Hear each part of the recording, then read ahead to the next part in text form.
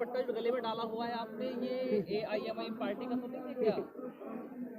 ये पट्टा हरा रंग, पाकिस्तान का हो? हरा रंग ये शांति का प्रतीक है, हरा रंग किसान का प्रतीक है। मेरे सर पर टोपी लगी हुई है, मैं किसान का बेटा हूँ। आप जो अगर मोदी जी अगर गाजर और हरे धनियों के पत्ते में अंतर बता दें तो मैं मानूंगा कि वो किसान हैं। मैं बताऊंगा, आप मुझसे क्या पूछना चाहते हैं किसान में? ये AMI का नहीं है। मैं जो सांप्रदायिक ताकत है उनका समर्थन नहीं करता हूँ।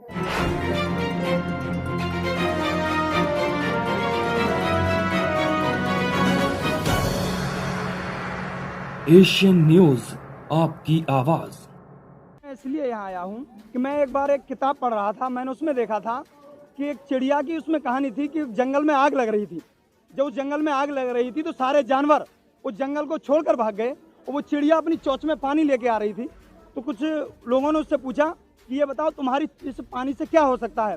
तो उस चिड़िया ने कहा कि जिस दिन इतिहास में ये बात लिखी जाएगी उस दिन ये लिखा जाएगा कि मैं आग बुझाने वालों में शामिल थी। इसलिए मैं आया हूँ कि मैं जो है इस आंदोलन में शामिल हूँ जहाँ देश के हित की बात हो रही थी, जहाँ इन हिटलर से, इन वक्त के हिटलरों से आंख मिलाने की जरूरत थी, तो मैं यहाँ मौजूद खड़ा था। मैं एक सूक्ष्म प्राणी हूँ, लेकिन मैं इसलिए आया हूँ कि मैं अपना यहाँ दस्तक दे सकूँ ताकि लोगों को मेरा संदेश जाए कि मैं यहाँ मौजूद हूँ। एक तरफ तो मोदी जी कहते हैं सबका साथ सबका विकास, क्या है सबका साथ सबका विकास?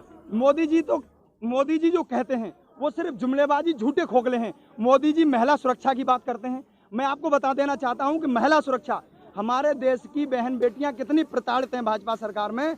आपने देखा होगा हाथरस में, आपने कितना बड़ा ड्रामा देखा। हाथरस में जब एक बच्ची का बलात्कार कर दिया जाता है और उसके घर वालों को अंतिम क्रिया करने के लिए उसके शव को नहीं दिया जाता है, पूरा ड्रामा वहाँ चलता है। लेकिन वहाँ भारतीय जनता पार्टी का विधायक आरोपियों के पक्ष में मीटिंगें करता है। ये भारतीय जनता पार्टी की सरकार कहाँ सबका विकास कर रही है? ये तो आज यहाँ ये सरकार जो थी एक नफरत की राजनीति करके, लोगों को बांट करके राजनीति करना चाहती थी। आज उस खाई को इस किसान आंदोलन ने पाटने का काम किया है। आप देखिए यहाँ एक कोई ना हिंदू है, ना मुस्लिम है, ना सिख है, ना ईसाई है, यहाँ हिंदुस्तानी और किसान है। ये अपने हक की लड़ाई के लिए खड़ा हुआ है। सरकार से इनका कोई विरोध इसलिए नहीं है कि हम उनसे कुर्सी मांग रहे हैं, हम उनसे अपना हक मांग रहे हैं। जो मेरा हक है वो हमारे हक हमें दे दीजिए। कुछ कहना है कि विपक्ष पार्टियां जो हैं किसानों को बरगला रही हैं, उनको जो है तो अगर मोदी जी को या भारतीय जनता पार्टी की सरकार को लगता है कि विपक्ष इसको बरगला रहा है तो जो है इस कानून को वापस ले लीजिए, ना विपक्ष रहेगा ना बरगलाने वाले लोग रहेंगे। बहुत बढ़िया बात जानेंगे कि बातों से तो आप देशभक्त लग रहे हैं, लेकिन आप इन बेचारे जो यहाँ पर हैं आतंकवादी, खालिस्तानी और उग्रवादी के बीच क्यों पहुंचे हैं? ऐसा 1 मिनट, जो लोग उग्रवादी कह रहे हैं, खालिस्तानी कह रहे हैं, आपने पढ़ा होगा, लेकिन आप आंखें खोलकर कान खोलकर सुन लीजिए इन लोगों का इतिहास। ये कौन लोग हैं?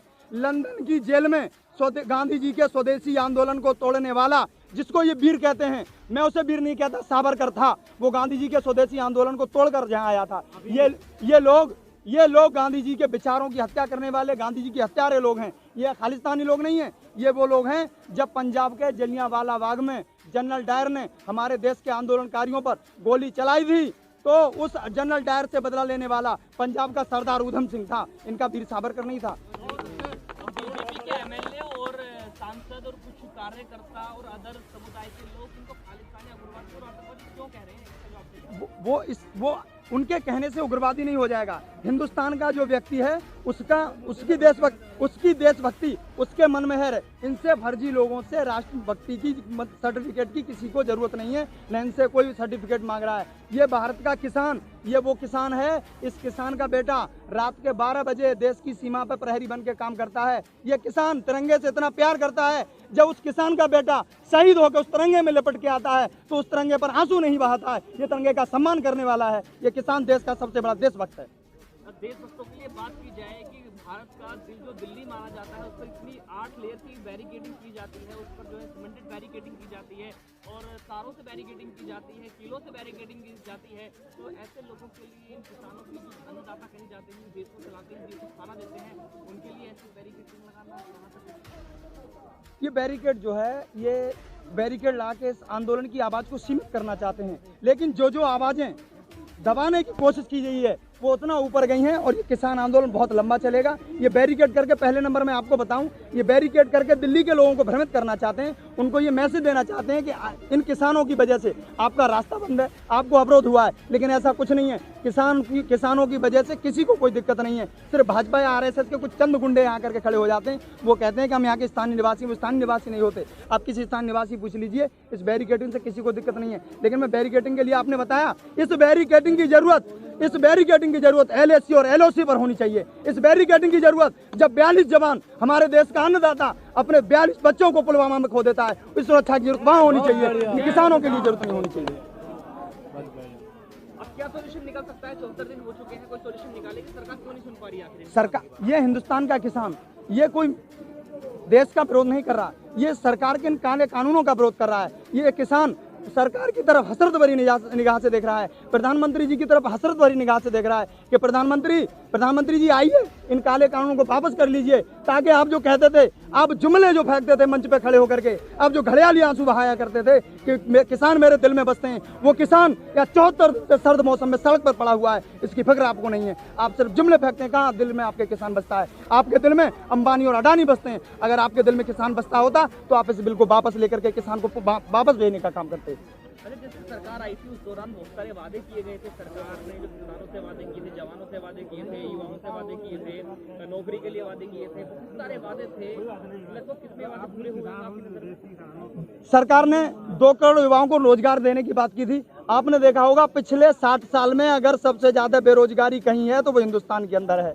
पिछले 60 साल में अगर महिलाओं पर उत्पीड़न कहीं है तो आप हिंदुस्तान के जिस प्रदेश में भाजपा सरकार है, सबसे ज्यादा बच्चियों के साथ बलात्कार किए जा रहे हैं, महिलाओं के साथ छेड़छाड़ की घटनाएं आ रही हैं, सबसे ज्यादा नौकरी छीनने का काम इस सरकार ने किया है। और सबसे बड़ी बात तो यह है, जो किसान देश का अन्नदाता है, उस अन्नदाता के इस जमीन को छीनने का काम ये भारतीय जनता पार्टी की सरकार कर रही है। तो ये 60 साल बोलकर क्या आप कांग्रेस को घसीटना चाह रहे हैं? मैं 7 साल की बात कर रहा हूँ। पिछले 7 साल में जो सबसे ज्यादा दिक्कतें हुई हैं, पिछले 7 साल के अंदर किसान जो प्रताड़ित किया गया है, महिलाएं जो प्रताड़ित की गई हैं, जो बच्चों की नौकरी छीनने का काम किया गया है, युवा बेरोजगार है। हिंदुस्तान का जो आदमी है वो रोजगार चाहता है, वो मंदिर मस्जिद नहीं चाहता। वो कहता है कि हमें रोजगार चाहिए, भूखे व्यक्तियों को अन्न चाहिए, और जो बेरोजगार उनको रोजगार चाहिए, जो लोग अशिक्षित हैं उन्हें शिक्षा चाहिए। हम चाहते हैं हमारे देश में एक ऐसी यूनिवर्सिटी बने जो हार्वर्ड और ऑक्सफोर्ड की टक्कर की हो। हमारा देश मंदिर नहीं चाहता, हमारा देश मस्जिद नहीं चाहता, ताकि हम जाकर अमेरिका और ऑस्ट्रेलिया की जगह अपने हिंदुस्तान में शिक्षा ग्रहण कर सकें। बीजेपी सरकार तो चाह रही है कि इस पूरे देश में एक ऐसा माहौल बना जाए हिंदुत्व को लेकर, जो मुस्लिमों को लेकर इनको जातिवाद में बांटकर जो ये राज कर रही है, अंग्रेजों की तरह जो ब्रिटिश टाइम में जो राज किया था वही नीति है, अभी भी यही सरकार ये कार्य कर रही है। इसके बारे में आप क्या कहना चाहेंगे? अब इनके ये मंसूबे, जो देश बांटो राज करो, ये इनके मंसूबे कामयाब नहीं होंगे। इन्होंने बहुत ये जो कर लिया कि मस्जिद और मंदिर के नाम पर, मैं आपको पुनः बता रहा हूँ कि देश जो है संविधान से देश चलने वाला है। ये इनके संगीत रवैयों से देश नहीं चलने वाला। जनता जागरूक है, जनता जान चुकी है कि ये सिर्फ जो है झूठे वादे करते हैं, खोखली बातें इनके पास हैं। नफरत से काम नहीं चलेगा। जब देश हमारा आज़ाद होने को था तो देश के हर जाति, हर वर्ग, हर धर्म के लोगों ने पंडित राम प्रसाद बिस्मिल के खिलाफ, जब अशफाकुल्लाह खान से अंग्रेज जनरल ने यह कहा था उनके खिलाफ गवाही दे दो, तो उन्होंने कहा था वो हिंदुस्तानी हैं, मैं उनके खिलाफ गवाही नहीं दे सकता। उसी तरह आज हिंदुस्तान का हर किसान, चाहे हिंदू हो चाहे मुसलमान, वो ये कह रहा है ये किसान है, और ये इस आंदोलन में हमारा दायित्व बनता है कि इस किसान आंदोलन को समर्थन करें। हिंदू मुस्लिम का तो मुद्दा खत्म है। सरकार अपने दिल से इस वहम को निकाल दे कि लोग भ्रमित होंगे। कोई भ्रमित होने वाला नहीं है। ये आंदोलन जब तक अगर सरकार बिल वापस नहीं लेती है, बहुत लंबा चलेगा।